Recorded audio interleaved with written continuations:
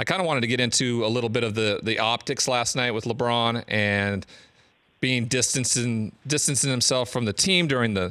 I mean, these are things that we shouldn't even be talking about right now. This is a team that's not going to be in the playoffs yet because of who he is and the conversation that's always surrounding him. Again, there's something that we have to talk about LeBron James and what the problem is in Los Angeles. Well, number one, LeBron's not the problem in L.A., obviously. But, the Lakers screwed this thing up from the beginning when they brought in all those old guys to go with those young guys. You can't be like because I said this at the beginning of the season. Are they trying to make the playoffs or are they trying to develop these young kids? You can't do both. I mean, you got to see who we want to keep going forward, or are we trying to make the playoffs when we bring in all these old guys? So the Lakers screwed that up from the beginning. As far as the thing, him sitting on the bench, it was not a good look. But and LeBron knows there's a double standard, Ryan, when you win against losing. I used to talk to Allen Iverson, who was one of the greats. People complain about him not practicing and things like that. And I said, man, you do know when you wasn't practicing, y'all were making it to the finals or going deep in the playoffs, they didn't care. But as soon as the team started losing, they're going to crush you. That's just how this thing is, Ryan. People, they're going to take shots at you when you're not winning. It's nothing personal. These guys have to have something to talk about on the TV for 3 or 4 hours every day. Like I say, I guarantee if the Lakers were the number 1 seed or the number 2 seed, nobody would have said anything about LeBron sitting by himself. I agree. But it did not look good. But it didn't look good because they're losing, plain and simple.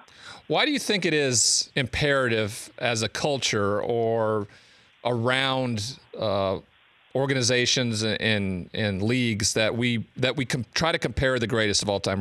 Why do we continue to try to compare Michael Jordan and LeBron James? 2 different eras, 2 different players, both great at when they were. Why as a culture do we continue to do that, do you think? Well, because these guys have all this time on TV every day. Around we're in a 24-hour news cycle. These guys need something to talk about 24 hours a day. So they make up their storylines, and they're always in a win-win situation. What I mean by that is, if you start taking shots at LeBron, all the haters going to come out and take shots at LeBron, but also all the people who like LeBron going to come out.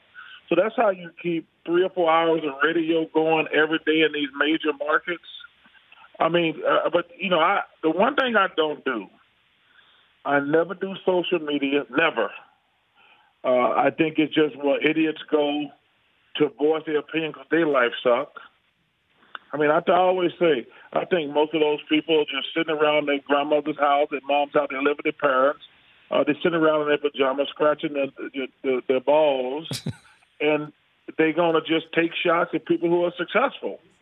And that's why I got mad at Adam Silver when he was talking about social media. Why in the world would somebody who's famous pay attention to social media? You're winning in life. People going to be haters because their life sucks. I don't understand why any celebrity or a person who's successful is sitting around looking at the internet. First of all, because think about it. If you're successful, you don't have time to be commenting on other people. You're actually out doing stuff. The Rich Eisen Show, weekdays at noon Eastern on Audience.